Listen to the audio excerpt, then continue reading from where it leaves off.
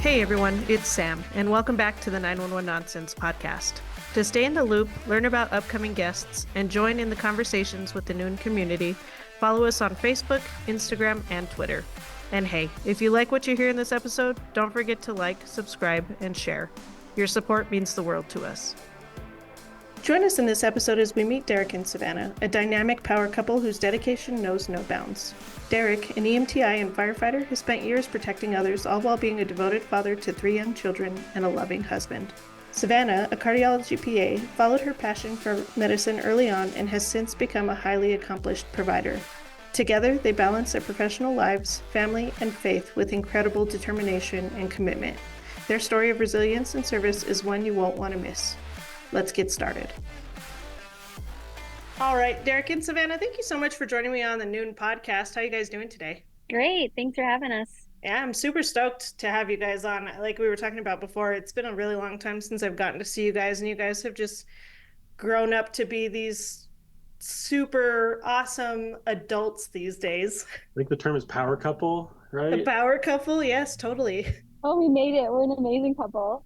You guys are an amazing couple, and it's been honestly a privilege to have known you guys for so long, because when I met you, you guys were very young. You still are very young, but I think you were still trying to figure out life together. I knew you, here's a milestone. I knew you guys before you had kids, and that's pretty big. We're still trying to figure out life together. That's okay. That's part of growing up, right? And isn't it funny to think that when you're adults, like kids don't realize that it's kids taking care of kids, right? You're still trying to figure out life. They don't realize it until they're that age and they're like, wait, I'm not an adult and I'm in charge of something that is so small.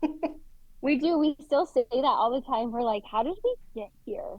Or like, how did anybody ever give us 3 children? Or, even the dog. Who thought we could do this? Dogs, plants, all of the above. Derek, can I go ahead and get a quick introduction? Yeah, so my name's Derek. I've been a firefighter for almost 10 years now. I've been in the fire marshal's office at my department for closing in on 3 years. Before that, I spent 2 years with an ambulance service here in town, and that's where me and you met, Sam. I was like brand new, green, fresh out of school, and you kind of taught me, how to actually do the job a lot. So thank you for that. And, just been chugging along ever since. We've got 3 kids. We've got a dog, a house, and I also coach volleyball for a couple of different schools around here in town. That's kind of me. Yeah. Sounds like you're living the American dream. That's what it sounds like to me. Yeah, 2.5 children, a dog, and a picket fence. 2.5 children. Savannah, can we go ahead and get an introduction? Sure. So my name is Savannah, and I am a PA, which is a physician assistant, although I think they changed it to physician associate. Who knows? It'll be something different tomorrow as well. So I have been in cardiology for 10 years now. And I am married to Derek. Oh, that's so cute.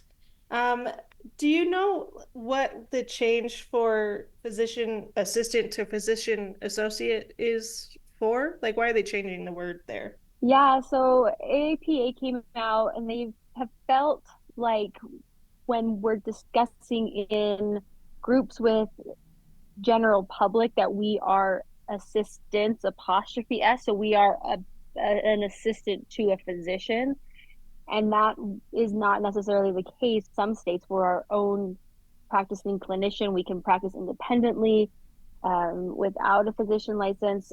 So they wanted to make that distinguished association, and that we're not, I think, beholden to a physician at all times. In the state of New Mexico we are, but that we are actually more closer to an associate, I guess, instead of somebody's assistant, which can conjure up the feeling of maybe a scribe or maybe somebody still in training. and they wanted more trust in that field of like, no, we have already graduated, we already hold medical licenses, we already have our own DEA, and we can practice medicine, and we're not in training or underneath something to where, you know, we're not to be trusted like, you know, a independent clinician.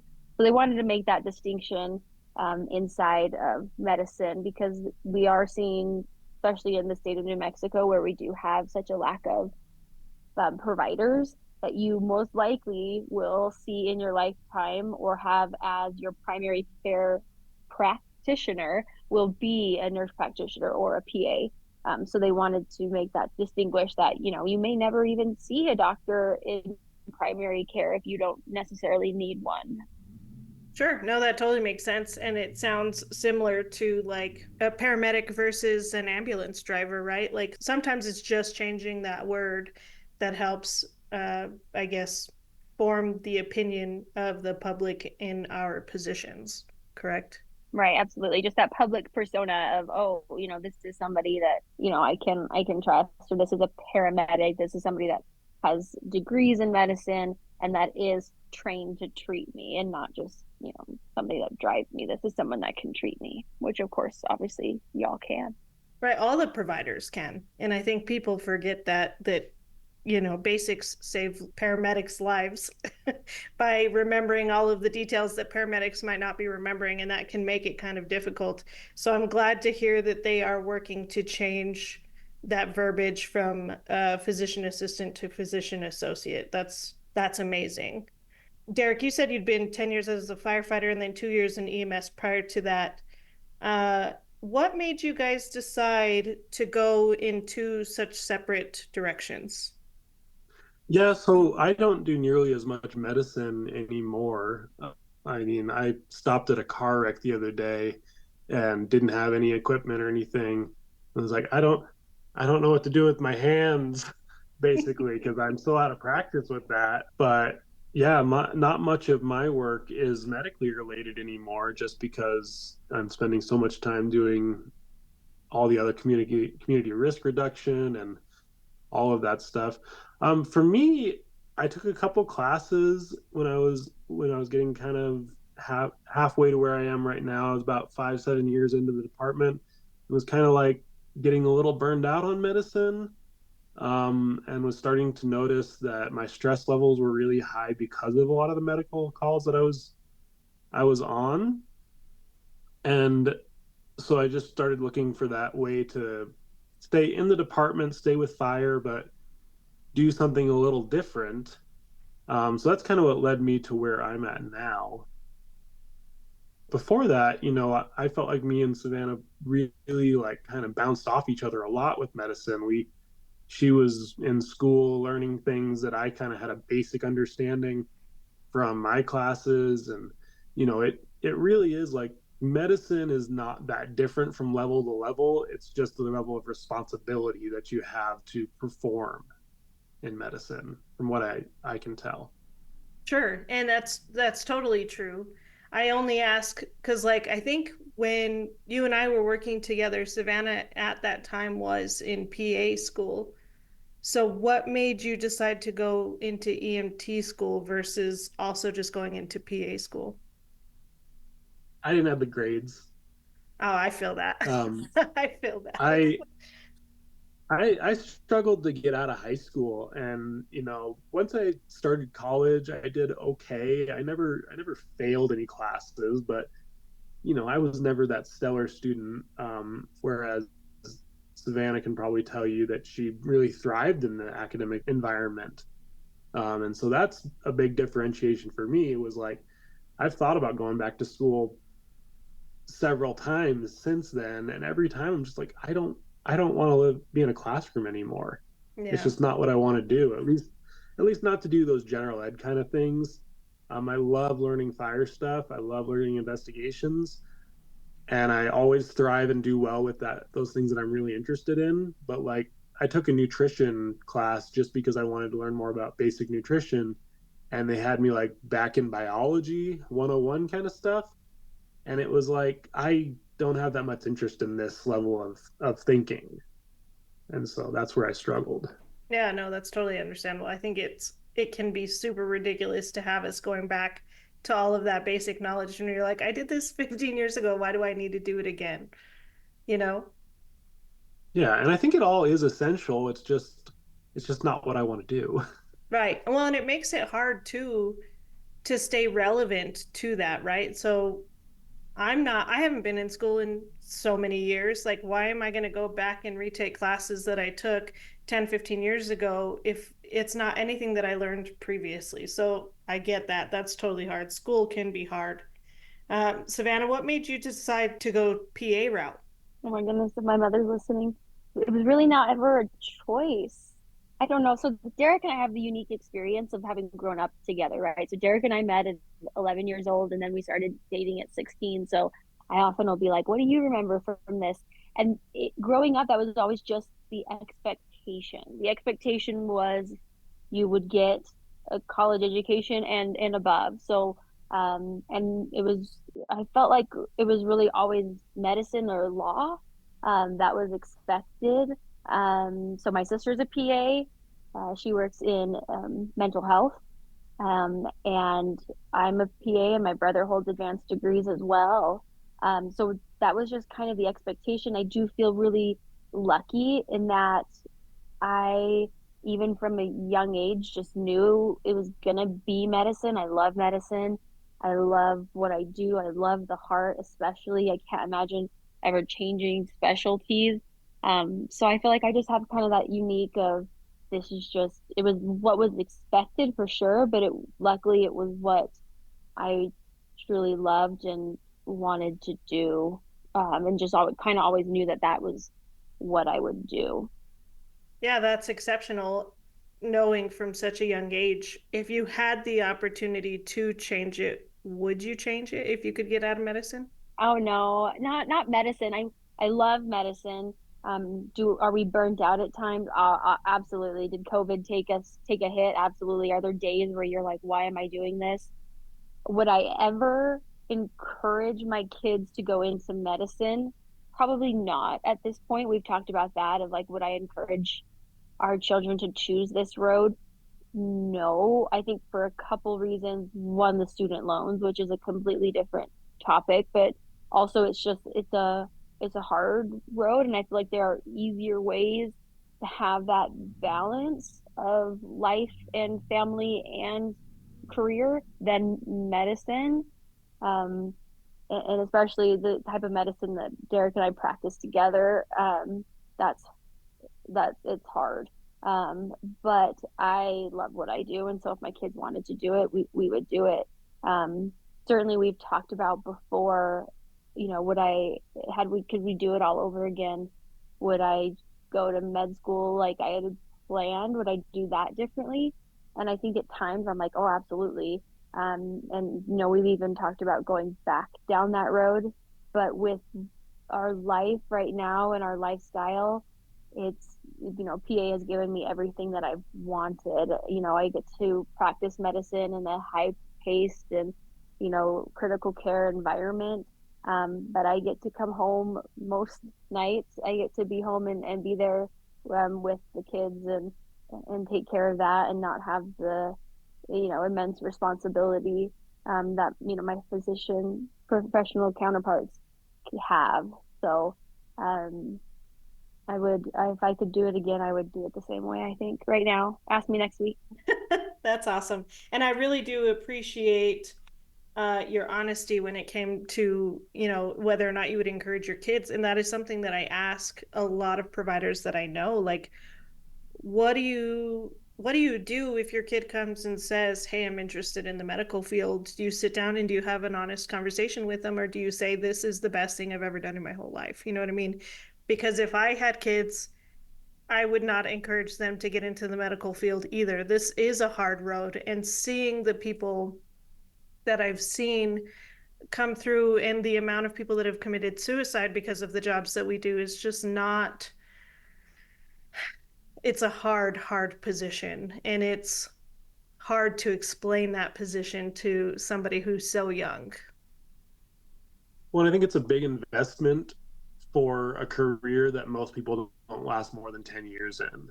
Yes. The average career span for a paramedic is 10 years. That's the statistic I've always heard. I haven't really looked it up recently, but to go and spend the amount of time, money, effort, and energy to then probably not be here in or not be in this field in 10 years is it's tough. Like, It is and tough. obviously it's different for MDs, it's different for PAs because there's a different level. But Savannah will tell you, like, there's some of the docs she works with that seem really burnt out and like they would like to go do something else. But at this point, like, you've got too much invested in this.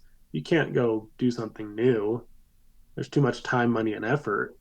And I feel like that's kind of one of the big keys for being a PA, right, Savannah, is that you have the ability to change that direction, maybe not easily, but a little more easily than an MD would.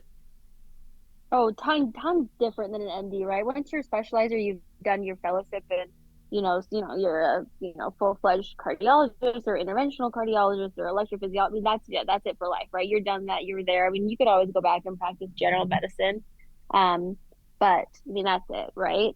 But for a PA, would I ever change subspecialties? No, just because I love what I do. But certainly, right? I've had, people that I oversee go from cardiology to dermatology or from cardiology to critical care or back to urology or and that's something that's so unique to medicine and being able to try out or do so many different things and still be able to practice medicine and help and receive a paycheck. So I think that is something that's very very unique and definitely super cool to the nurse practitioners and the PAs.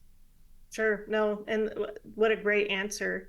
Derek, you had talked about getting moved out of the medical side of your current job. Do you feel that the company was supportive when you said you were ready to move into a different direction? Yeah, absolutely.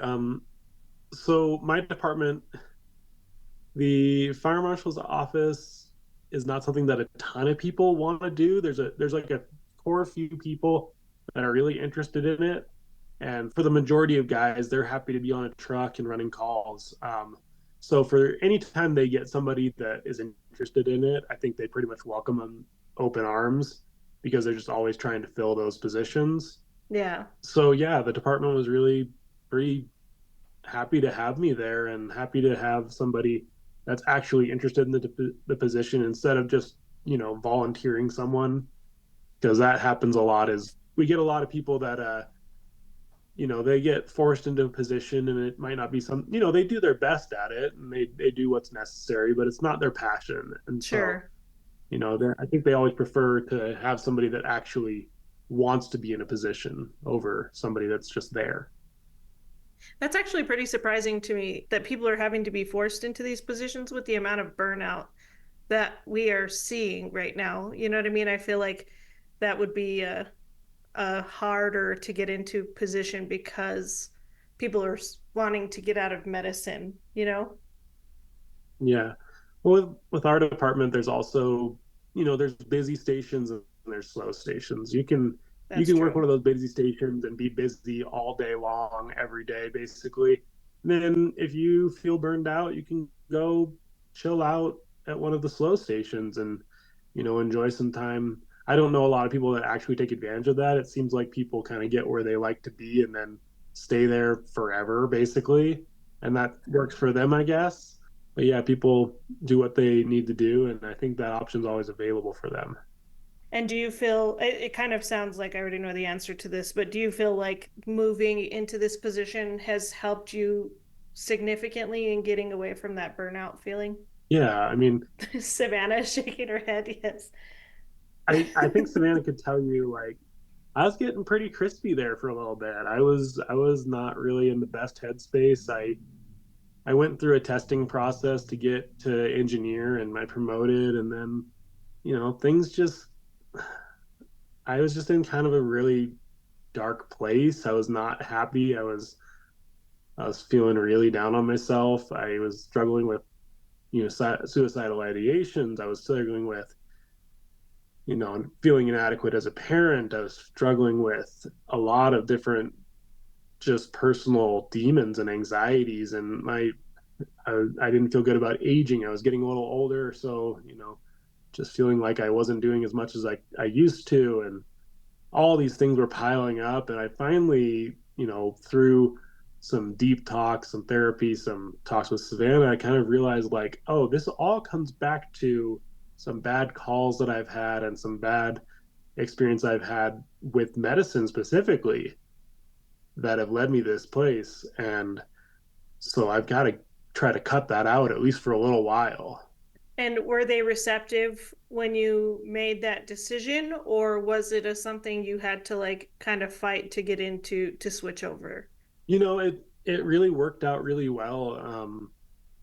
The department basically posted the need for the position that I'm in, essentially the same in the same couple months that I was going through all this. The opportunity came up to come into this position within a couple months, and I think that that's just you know however you want to believe. We believe that God has a plan for us, and that He's looking out for us, and I believe that He put that in our path, and is taking care of me a little bit to make sure that I have what I need. Yeah, that's fantastic. And it's great that you're able to integrate that faith into your life and how it correlates. You guys are part of the LDS community, correct? Yeah. I love this. Can you tell me what the LDS community is? Savannah, you want to take this one or you want me to? Rock, paper, scissors, shoot.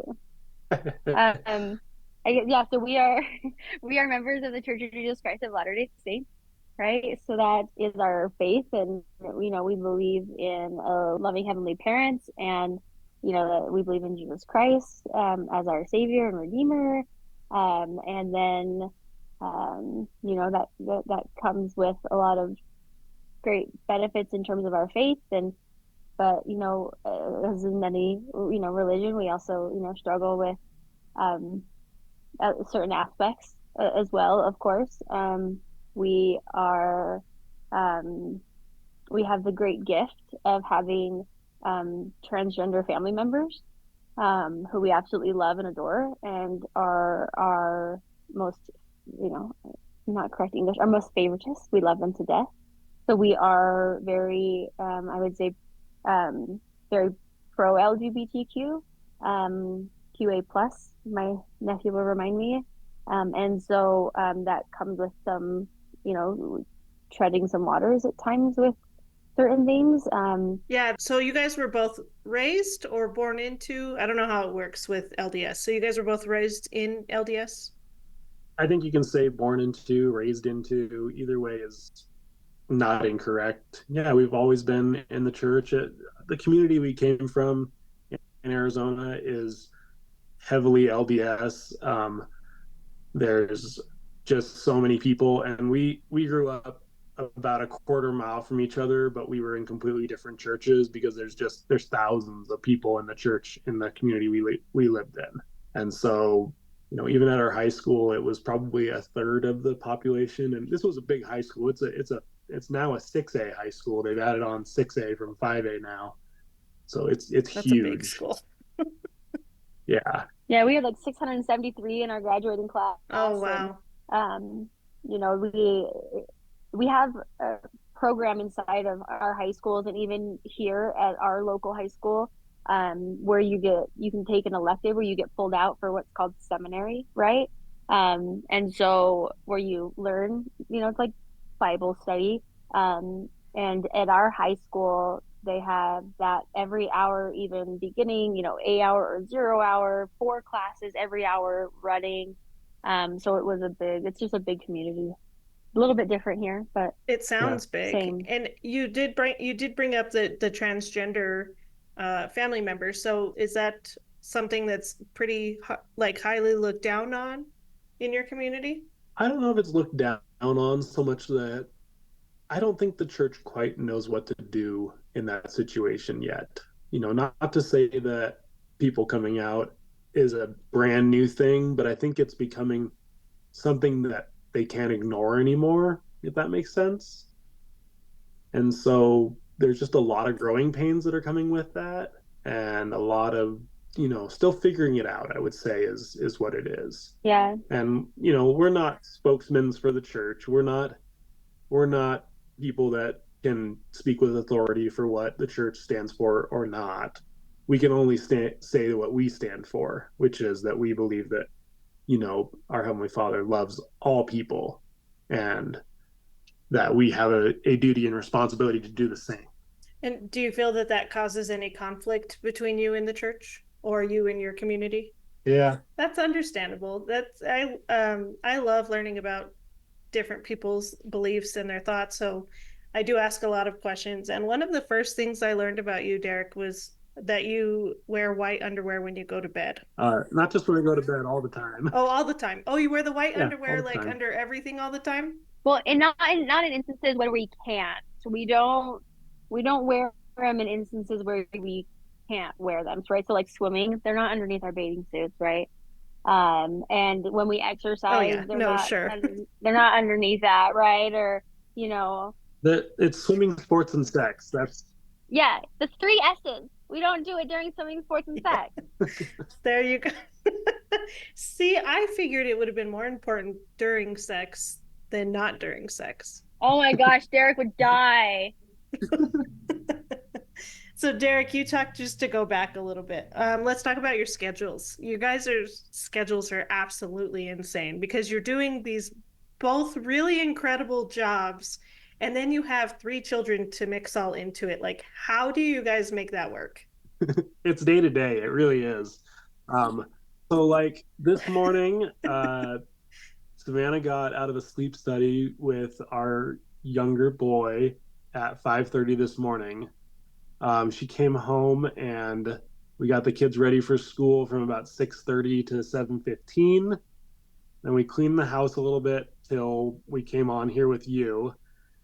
And then after this, I've got to go to the gym. I don't know if Savannah's going to come with me. And then we'll have lunch. We'll then get the kids home from school. I might be able to get some tile done. I'm working on a tile project here at the house. And then I have volleyball practice at 3:45. So I've got to go coach that. And then the boys have a baseball game at 5:30, I think. I got to look at the schedule. And then Savannah goes into work from 6 tonight till 7 tomorrow morning. And then we'll get up and do it again. Holy smokes. So let me give you a little context. So yes, sleep study done at 5:30, and then we got up and got the kids ready. I went to a work meeting at 7 a.m. in person from 7 to 8. He then, while I was at a work meeting in person from 7 to 8, he got all of the kids' lunches, put them in the boxes, and then actually physically drove them there, right? And then I was done at 8:30, and then we came here together and started cleaning the house together and getting the baseball stuff ready and June's gymnastics stuff ready. We'll do this, maybe take a nap while he goes to the gym. June's got gymnastics at 4:30, and he'll go to his volleyball. I'll do gymnastics. I'll drop the kids off at baseball. He'll come from his practice to baseball, and then I'll go head back into the hospital for my on-call shift. And then in the morning, when I finish call, hopefully on time, he will have already gotten the kids up. And tonight, before I go in, I will get all of the backpacks ready. We'll do homework for a couple of hours, but then we'll get the backpacks ready, lay out our clothes for tomorrow, put the baseball stuff in the laundry because we'll have baseball again tomorrow for a makeup game. And then we'll lay out all of the backpacks and the water bottles, and then he'll get them all ready and drop them off. And then I'll come home and sleep, and then we'll do it again tomorrow night. Yeah, when do you sleep in between all of this? Well, normally she'd be sleeping now. Derek was talking about it this morning. He's like, when we talk about how people always ask, like, well, how do you get it done? And he had such an eloquent way of saying it this morning of just the division. I think in typical maybe families or in even our, religious community, it's that like division of labor where it's like the women do this and the men do that. Granted, I don't like to do yard work. Thank you, Derek. But and he doesn't necessarily like to do some things, but for the most part, everything is done by both of us, right? We both have an equal share and in what we do, right? We both do the dishes, we both do the laundry, we both take it equal, into the children, and then we both make sure that each person has that individual thing that they need and love, right? Derek went fishing in Alaska for a week, and I made sure that he could do that, right? I went and had to, I do some speaking at some conferences, or have a girls weekend with my sister and my mom or something, and he makes sure that I can do that. So it's that, it's not necessarily we have a share division, it's that we share it all. And that's what works for us, because, I feel like because we had that unique ability of growing up together, and, seeing it all from an early age, that we have that unique of, knowing what comes and what comes with it. And I think just innately of Derek being the amazing person that he is, of being able to do it all, and he does do it all. It's Oh, you guys completely are so cute. untrue. I do not do it all. Do you guys have any do you guys have any outside assistants, or is it just you We two used to that are have a just nanny nailing that it down? was with us for 5, 6 years. We really had a good run with her, and she finally decided that she needed to go and do something new. And so we just put our youngest into preschool last year. And ever since then, we've just kind of been able to pretty much make it work. Every once in a while, we had to get a neighbor to help us out with picking up the kids from school. And that's a big thing that's kept us where we are, is like Savannah's work is she's able to be home with the kids in the afternoon most days. And so, that's a huge benefit for us, is like once the kids get home, she's pretty much home. Yeah, that's awesome. Well, good job, guys. I mean, that's pretty hard. You don't see a lot of couples that are able to do that. And the definition in the beginning of the podcast of being a power couple is wholly true with the way that you guys describe your schedules is absolutely insane. Uh, what keeps you from getting burned out, Savannah? I think uh, I think right now you've caught us in a hard time. I've been doing night call for the last 5 months because of some staffing. I will be done November 1st, from taking night call, so I think that will get better. Um, but I think right now it's day to day, right? So normally, what keeps me from being burnt out is Derek and I like to um have date nights. I like date nights when we can get them. Like you said, we don't have family here locally, so we rely on, some of the teenage girls around that help and babysit for us at times, or even some really good friends. So we do like to do date nights. We like to go dancing together. We like to take trips to the beach, and we love the lake. Water is our happy spot, and so we like to unwind and do it that way. And even just watching a football game on a Sunday and just trying to take that in. But we suffer from that always on the go, and not we need to find a better balance currently. So, adulthood is that perpetual of it will calm down next week kind of thing. And we don't we haven't seen that calm down yet, but we will. Yeah, it's like the whole thing, right? And I feel the day-to-day thing, right? It's always like I'm taking one day at a time and we're getting there. We'll get there eventually. So what does a burnout for you look like, Savannah? Only because I have not been in a PA position and I don't know anything about, what you do other than cardiology. So, So we work a little bit uniquely in that at night we have an attending who's at home, but we don't have anybody that's in the hospital. So it falls to the APC, which is that advanced practice clinician, either a PA or an NP. And we take call for the state and beyond. So we've got multiple hospitals within our systems. We've got multiple urgent cares. We've got multiple, standalone clinics, and then obviously from the outlying, kind of more rural hospitals. So anybody that needs to come into a major hospital system like ours, anybody that has a question, even of like a EKG, could you take a quick look at it? Or hey, like, what do you think of this rising troponin? So in recent years, it's been very busy, day and night, right? In the clinic, it's very busy. In the hospital during the day, we run multiple subspecialty in cardiology, right? So not just general, but we've got, cardiothoracic, we've got electrophysiology, we've got advanced heart failure, we have I think that's electrophysiology. We have interventional where we do cath, and then we have night. So at night we'll take all STEMI calls, we'll take all cardiogenic shock calls, we'll take any questions, right? Even if just an urgent care is like, hey, look at this EKG, what do you think? And so it's a very busy service at night, and that does get quite exhausting just because I think of the mental load you have, in that you're it at night. Um, in that, and patients are very sick, right? We're coming into our busy season of heart failure. It starts with State Fair and it'll end with New Year's, but we'll have balloon fee in between, as well. And that means that we'll have a lot of really sick advanced heart failure patients who will forget dietary restrictions of salts. And, the holidays coming up where grandma won't want to tell somebody that she's been having chest pain for the last 2 days, because the family's there. And so they'll come in quite sick. And so that's hard. So it's that constant of I have to be alert um, and on and making sure that I am doing the best I can. Luckily, we've got great support, in that, if I feel like this is just a little bit too complicated for me, we have great physicians who are, a call away. And often, when a patient is not doing well, we'll come in, to physically help as well. And that's a great relief. I know not all, big organizations have that, but luckily we do, in terms of we have great physician support.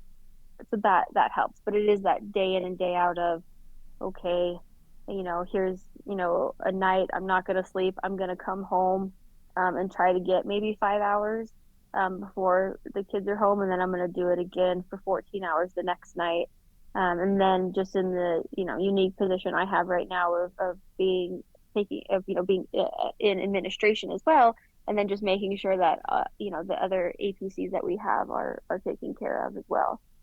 So I think it's the fatigue and it's the mental exhaustion, especially, last week, there was a situation that was really hard. A sweet 90-year-old lady who I had taken care of for a long time, was brought into the ER by her family and was going to die, inevitably, right? They had already been on palliative. We knew this was coming. And, she just malnutrition, just because of she didn't have that hunger anymore. Her heart was failing. She was 90. This was expected, right? But it was just, she came in unfortunately to the ER, and that's a very hard place to come into, just because it's extremely busy. We have hall beds. We have, patients in the waiting room. It's extremely busy. We have people that are waiting for beds in the ER. And it was hard to see this sweet lady that I had taken care of for so long, that this was going to be her final moments in an ER where we have everything, right? We have people who are having mental health crises. We have people who are, suffering from, pain, where there's a lot of loud or yelling, and it wasn't that experience that I wanted, for her. And that was hard. We obviously we were able to get her into a private room, and have her family with her. But that was hard, and I called Derek and that night, and I was like, this is just hard tonight. It was just hard, right? I had been on, and we had seen some of this, and trying to make sure that she got the appropriate end of life care, which of course she ended up getting, but we were lucky enough in that moment that was really hard that my mom was actually in town, and here, Derek showed up, to give me a hug and slim chickens at 11 o'clock at night. Because I needed a hug. I needed hug and chicken. Oh. So really, he is my burnout proof. But again, it's that give and take, because there are times where he's incredibly burnt out. And then both of us are burnt out together, and we kind of have to just say like we need a reset. But he call it codependency, call it what you want, but he really is that person for me. That and food, it's great. And sometimes I bring both. And sometimes there's both. Sometimes there's a hug and slim chickens. Oh man, thank you so much for sharing that. That sounded like a really hard night. And it's really funny that you talked about codependency because I was telling I was telling Sam this last night. I was like, you know how they make those shows where like, oh, you got to be strong and independent, and they have all these people who go out and stay on the islands like by themselves to prove that they can survive. I was like, they really need to make a show that's like all about codependency, right? So many of us are codependent. I say so many of us. My life circle is pretty small, and I like to surround myself with like-minded people, and I think most of us do that. But Sam and I are very codependent on each other because we grew up together as well, and we've known each other. We're hitting our 20-year Woo-hoo. anniversary in March. Um, so we've been together for a long time, and I can't imagine being with anybody else or anywhere else. You know what I mean? At this point in time, so I think it would be great if they did a show all about codependency. Right? Or try to take the people out of codependency. I think if they put Derek on an island, he probably would be fine.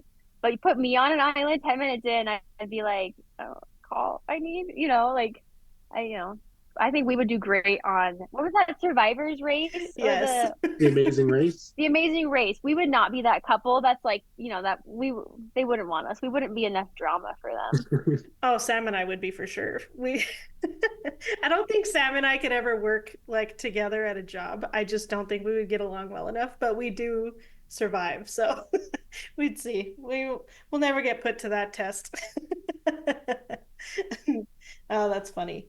Well, I really appreciate you sharing that story, Savannah, and that kind of takes us into the next block where kind of, if you guys feel comfortable, I'd like to discuss some of the worst things that you guys have dealt with in your respective positions, if you feel comfortable. I'm gonna let you start, babe. So I think I talked a little bit about like how I had like some real issues with aging and around this real fear I developed of getting older. Like I really, and still I'm dealing with it. I'm struggling. It's not as bad as it once was, but I got a real fear of like growing old and aging, and it all came back to there was mostly this one call really stands out in my mind. And I can't remember if we were working together or if I was with somebody else, but it was when I was working at that other EMS job. We went to this house, and I remember there was this old lady lying in a bed, just covered in her own feces. She was malnourished. She was, you know, absolutely being mistreated completely. And her husband was there, and he had developed such bad dementia at that point that he was like laughing at her, and she was bedridden and completely aware of the situation but unable to do anything about it. And she couldn't do anything for herself because she'd just become this frail old woman, and now she's trapped with this person that they were in love. They had pictures on their walls of them as a happy couple throughout their life, and I guess they didn't have anybody that was checking up on them. So they I just developed this fear that my aging was going to be something like that. And then I think we see the worst of aging so much, and we don't see the people that are aging gracefully. We see the people that didn't take care of themselves, that have had heart failure for 10, 15, 20 years, that have diabetes scares me so much. um it runs in my family, and just the thought of having that kind of disease. And I know that there's people that live really happy, healthy lives, and cognitively I know that there's tons of people that live with these things, that live happy lives, that live healthy lives. But my fear is that I'm going to not be able to be one of those people that lives the happy, healthy life with the illness or the chronic illness, and that I'm going to be the person that spirals out of control and ends up in a terrible living situation. I hate the idea of being trapped in my own body, I guess. So that's been a big issue for me, trying to get over that, like that fear of growing old, and being incapable in my older age. I think that's kind of why fire was appealing for me as well, because it affords you the time and the resources to be able to take care of yourself a little bit. Firefighters are interesting because we eat like terrible slop every time we're at the fire station. Like it's just what we do. It's like Christmas dinner every time you go to the fire station. Um, but we also get the chance to actually, exercise, and there is a focus on being healthy along with indulging. Yeah.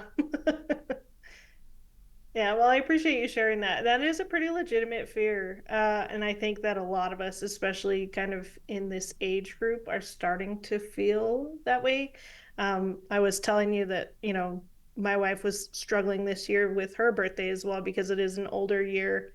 The best part that I can say for you is that you have three wonderful kids who are going to help you no matter what, and you have a great family. But you have a Which great family that's going to help take care of you. I'm also afraid of being a burden to them. I think that nobody wants to be dependent on anyone else. I'm a prematurely old man like that I'm going to be a stubborn old man. I know I'm going to be Yeah, that no. stubborn old guy that's like, no, I can still get on my roof. Sam's grandpa he's 82, 83, and he was like that up until a couple of years ago where he still goes out and does crazy, crazy stuff, climbing in trees and stuff. And It's I've really been impressive. developing shoulder problems recently, so that doesn't Ugh. help. Yeah, thank you for I'm starting sharing to that. turn into a middle-aged guy. Yep, yep, we're getting there. We're getting there, Derek, for sure. You said that you have been receiving some mental health help as well. Do you mind sharing what programs you're utilizing? So the union has an MAP program, which is member assistance, and basically they just have a group of, I think it's like 10 or 15 therapists. They're anywhere from like family therapists to more crisis counseling and everywhere in between. And for a while there, I was going to one that was doing the, what is it? I think it's EMDR. Yeah, where it's basically like taking your memories and decoding them and trying to basically like reorganize your memory so that you can compartmentalize things better. I didn't really understand it, but it did seem to help. And so sometimes that's what counts. Um, but I also had a lot of counsel from that therapist that, like, maybe it's time to change up what you do a little bit and get to a different spot. So I'm really grateful to the union for having that. I know not everybody has that kind of luxury, but it seems like more and more employers are offering that sort of thing where they can help you through mental health crisis and also through mental health checkups. I think that we think that we basically would go to the ER for mental health a lot, and when really we need like the yearly, monthly, weekly, whatever time frame makes sense for you in that time. So for me, I'm not actively going to any kind of counseling or therapy right now, but that's it's something that I still check up on and keep up with. Also, me and Savannah, we did a church based family therapy a few years ago. We were going through kind of a tough spot in our marriage, and we went through that and kind of unpacked a lot of our own communication abilities. That's the biggest thing that I found that we changed, was the way we communicate to each other changed entirely based on these few little tips and tricks. And having that third person in there really helps to like give you somebody else to talk to, that you might be saying kind of the same thing, but you're not saying it in the same way, because you're actually having to be really clear with that person so they understand the situation. And for me, I didn't necessarily understand the situation that Savannah was perceiving a lot of times until she told that other person, like, hey, here's the situation as I see it. And that was mind blowing for me because I was like, oh, I had no idea we were experiencing this thing in a completely different way. Does that make sense? Yes, it does. It makes complete sense. And communication is huge, but I think a part of it too, I'm sure for both of you is, and that's hard for a lot of people, is being receptive to that, right? Because you talked about being a stubborn old man and saying how you're going to fight it the whole way, but I can tell right now with you being receptive to the provider telling you, maybe we need to change this up. That's massive because a lot of people still have that, like, the machismo where, oh, you want to take me out of the job that I have done my whole life, that I have fought so hard to be in this position for, and you're saying that I'm not good enough to be here right now. I'm not okay with that. You know what I mean? But being able to step back and say, there is a problem here, this person is suggesting that I step away, so maybe I should listen to that. And you did do that. And that's amazing. And that is hopefully been helpful for your moving past some of the situations that you've been in and helping you kind of pass those hurdles that you've got going on in your life currently. It's a process, it doesn't just happen. Yeah, and I think to Derek's credit, right, he's spent a lot of time too of getting past, and also advocating for mental health in the department, right? He was able to begin the initiation of talks for a therapy dog within the department. That's been very beneficial, and he's very open with his colleagues of, if you need medication, take medication. If you need therapy, take therapy. And that's very different in, like you said, in an environment where that's not necessarily the mindset. Yes, it is huge, huge, huge, huge. Savannah, do you feel comfortable talking about maybe one of the worst situations that you've been in your career? Sure, yeah. So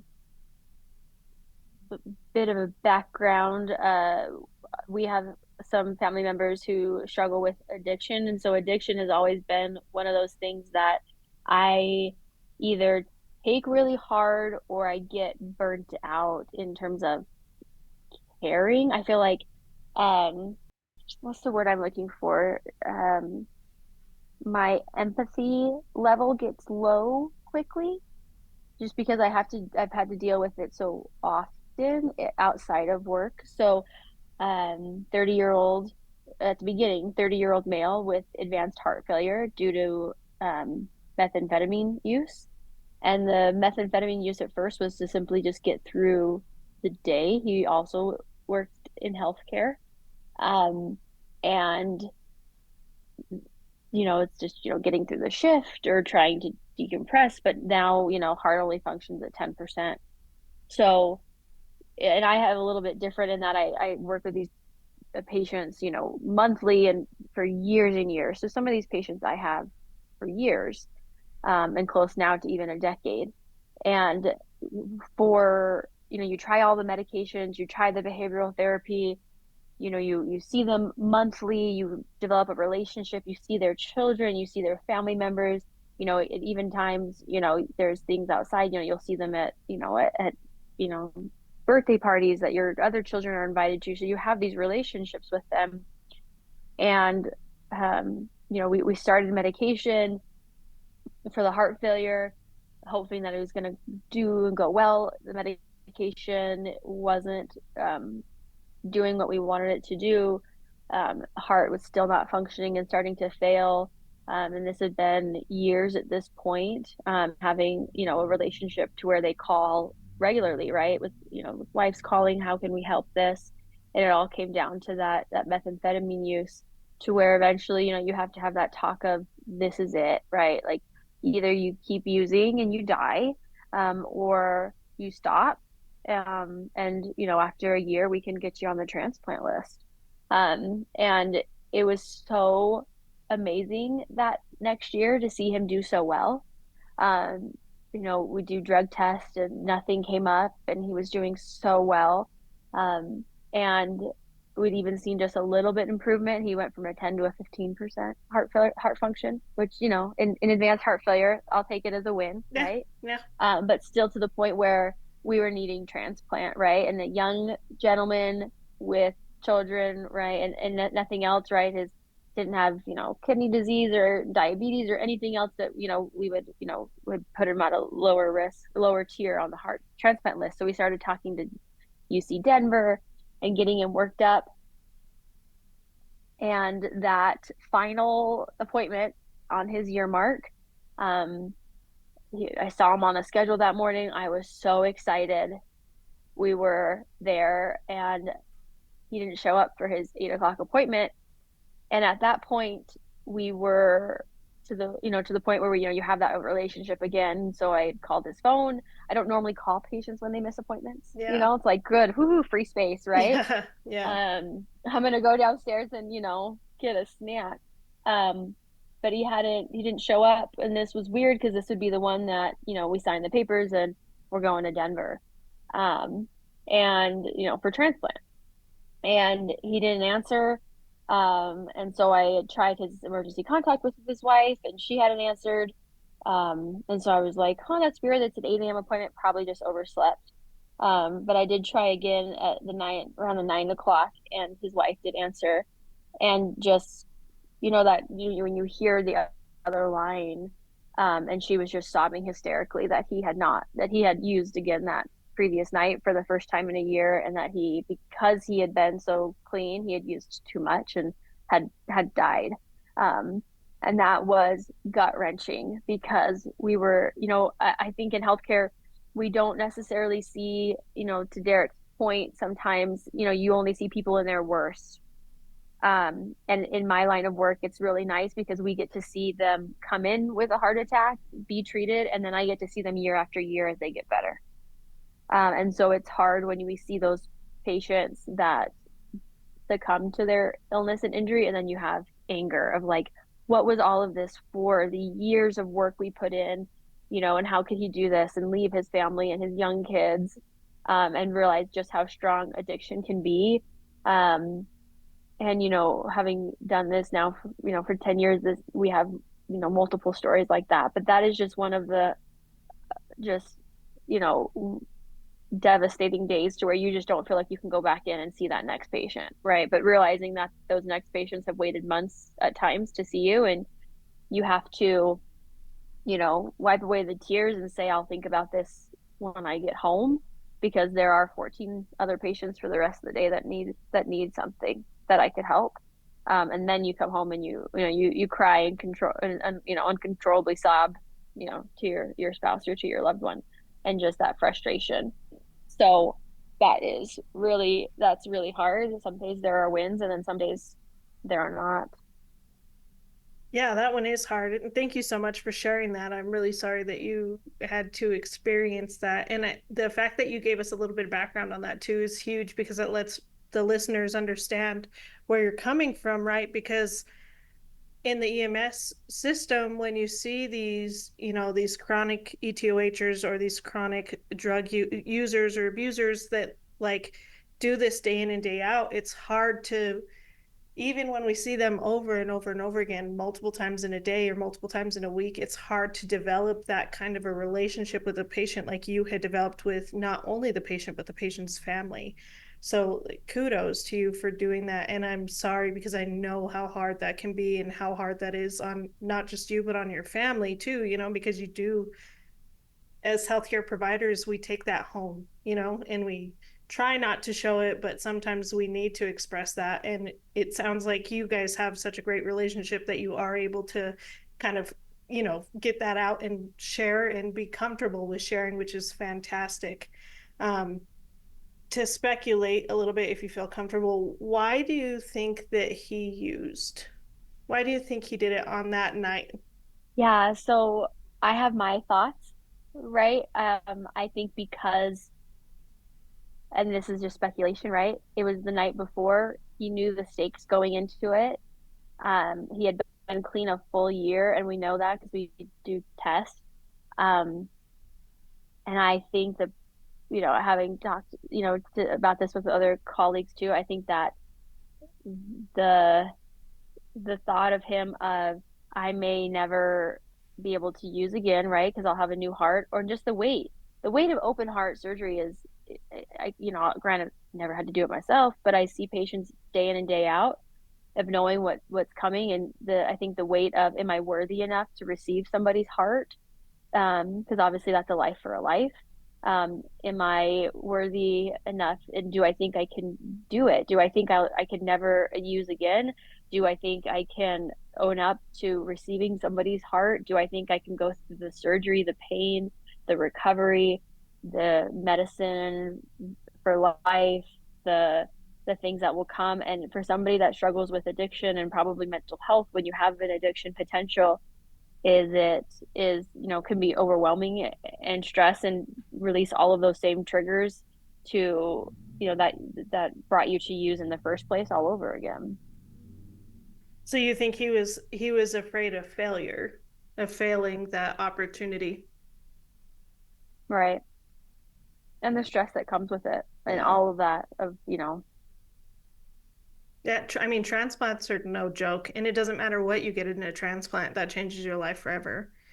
And for some people, it's worth the changes that you're going to have, and for some people, it's not, which can be hard. yeah. And we do have really good days with transplants too. My favorite um, stories from that is, obviously we have a really close link with our transplant center. We don't transplant here, but we have a really close link because obviously we send all of our patients down there. Mm-hmm. And so, we have, cell phones and first name basis with the coordinators, because obviously when something becomes available, it's a go, right? We're wheels up in 45 minutes. Yep. And I did have the unique ability, and sometimes when I really struggle, I go back to this video that I was able to get of, I had a patient in my office who was on the transplant list, not doing well, was, slowly climbing up there, and was seeing her for a follow up. And some miraculous work of, the hand of the Lord coming in, and I got a call from the transplant coordinator and surgeon that she was going for a heart. They had a heart available. She was coming in, and I was like, "You're not going to believe this. She's in my office right now. She's my next patient." And I had already seen and talked to them, before, and so I was able to say, "Give me 3 minutes before you call."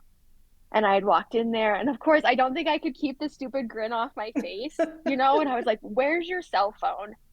And she was like, "It's right here in my pocket." I was like, "You turn that ringer on." And I think I was already crying at this point. Oh. And she looked at me like something is wrong. And I was like, so I would call, I'm trying to make small talk, waiting for that, for the phone to ring. And I told her, the person she was with, I said, you'll want your phone on too. And I was able to record on my phone, obviously with her permission, as she got that call, and they told her that she had a heart available, and that it was time, get on, meet us on the tarmac. And so we were able to get her an ambulance from the um, office to the field, and she was wheels up in 45 minutes. And I remember sending that video to them of them getting the call, and just, the tears and the crying by me and my staff, and of course the patient and her family that were in the room with her. And just, and I still see her on a regular basis. She comes in for follow-ups and has a heart. And that's always been really fun and cool. And they had given us permission, and we had used that in one of our campaigns too, of having that. And so just having that, and seeing them, just, I go back to that of like, we're doing it. Some days we can do it. We can do it good. Yeah, no, that's amazing. Derek, do you have any favorite stories or funny stories that you like to share? Well, real quick, Savannah, can I ask you to tell the story about why you had to change the way that you discharge patients that have had open heart surgery? You had to change it because of a guy that was in the military. You know what I'm talking Uh, about, Savannah? yeah, of course. Yeah, yeah. Yeah, I love this guy. I still see him. I still see him too.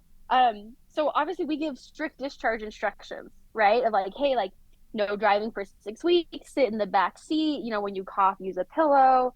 But I had never thought to give like exact discharge instructions on like certain sternal precautions, right? So Do's and unfortunately, he don'ts. was in the do's and don'ts, right? So I've had to get very specific. Uh, he was in the military and, you know, had open heart. We had replaced, I think we did a cabbage on him. So we had done vessel surgery on him.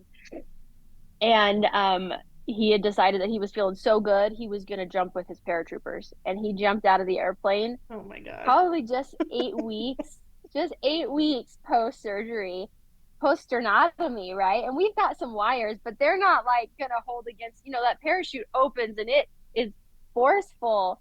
And he ripped all of his wires out, you know, just pulled it Oh straight apart. no. That's so painful. And so painful, poor guy. And so we do now when I discharge, and I'm like, okay, now don't do anything stupid. There's no, you know, bungee jumping, there's no parachuting, and there's no race car driving, you know. Yeah. Um, Things you wouldn't just, think you you need know, to say. Yeah. yeah. I mean, they have all those warning pictures for a reason, right? Like the hands in the gear and it's all messed up. Because somebody has done it. And that's why Yes. we have to get specific, because it's like, and from experience, please don't parachute, you Yes. know. That's hilarious. You should make a patch for that. All right, I love that story. I had to have her tell it. So one that is a little morbid, but I think that your listeners can handle it. So I got a call out to the mountains here and for a fire, and we got called in because it could have been an arson, could have been a possible homicide. We were in there to try to figure out what had happened, basically. It was this lady who the neighbors had stopped her from hanging herself the week before.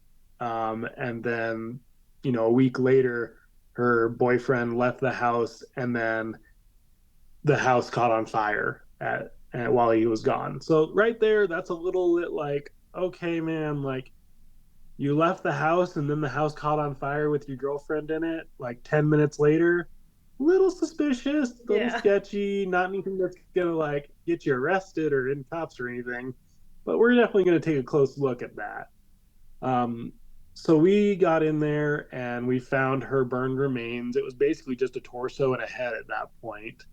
And we noticed that there was a phone cord or an extension cord wrapped around her neck several times, and it was attached to one of the rafters that had burned down. And so we were sitting there and waiting for OMI, the medical investigators, to get there so that we could actually move the body and start looking at things. So fire, all the field crews, they finished up extinguishing the fire. They suppressed it. They did everything they could. The place burned to the ground, basically. Um, and they all packed up, and there was some trees that had burned around it, and these trees were just infested with bark beetles.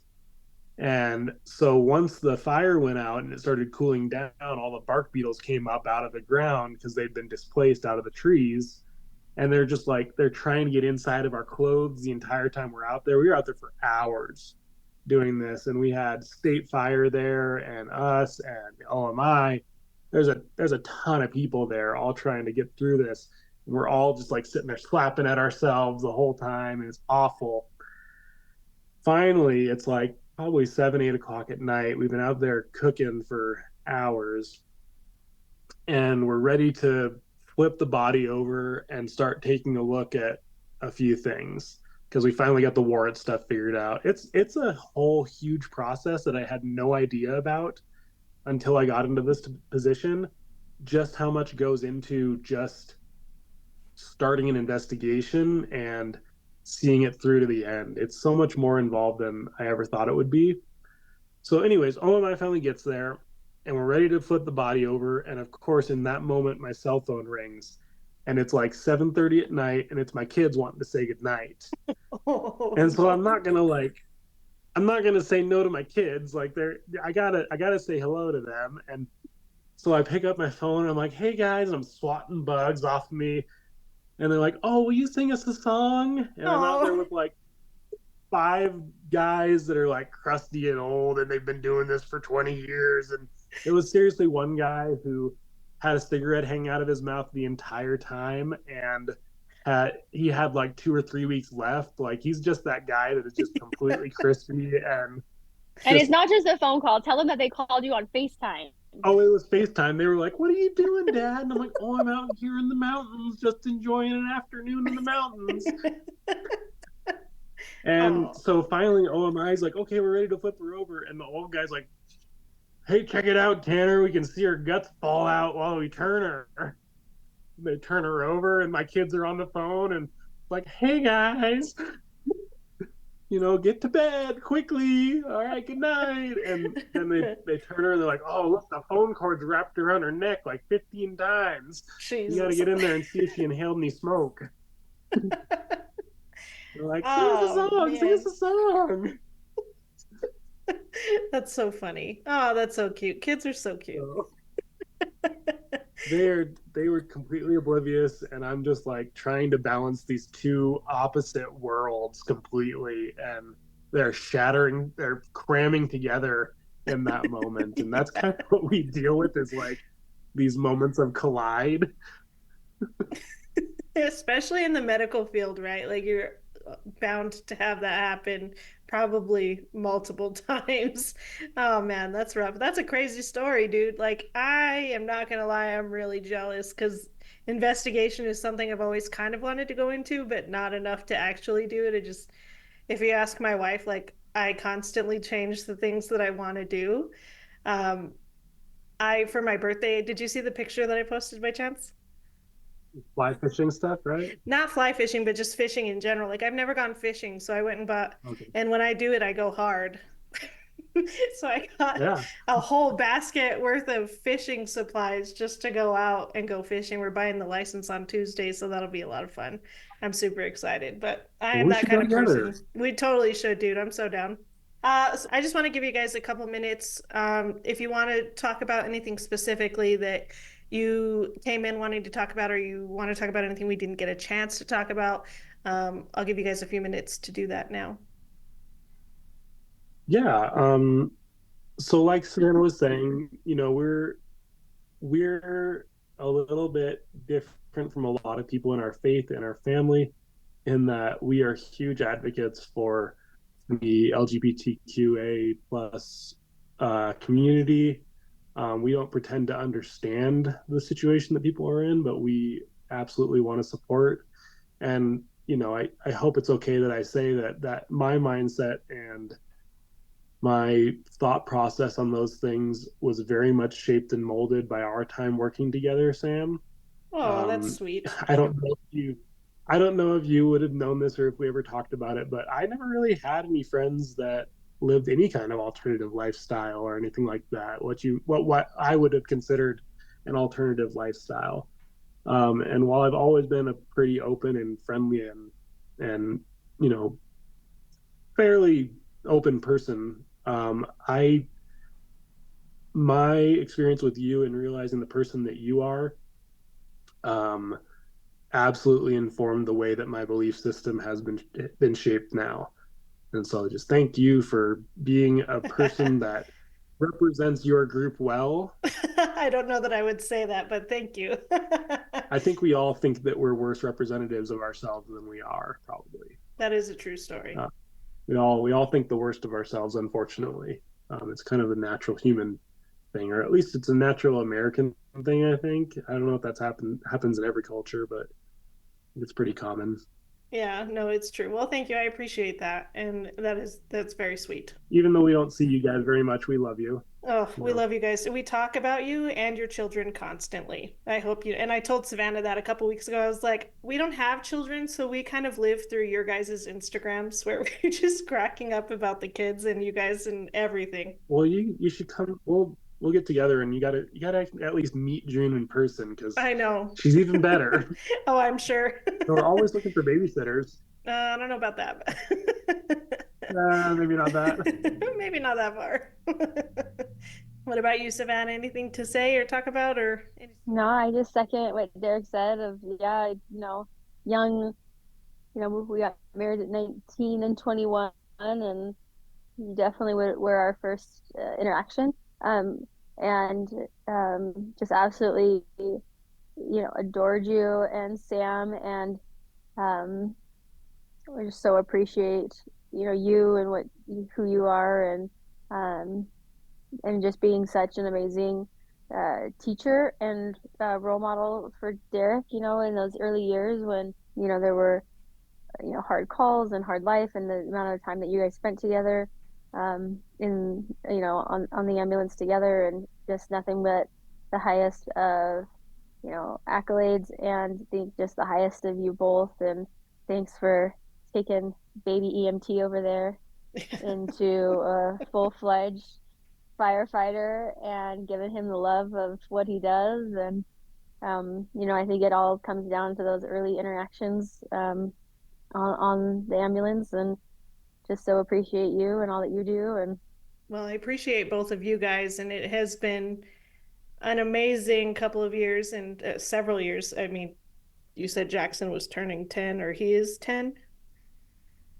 So I've known you guys for like 12 years then, probably. It's been a long, long time, and you guys have grown into such wonderful adults. It's been amazing to watch you guys go through your careers and become the people that you've become. It is truly amazing, and I really, really hope that you guys have a wonderful day today.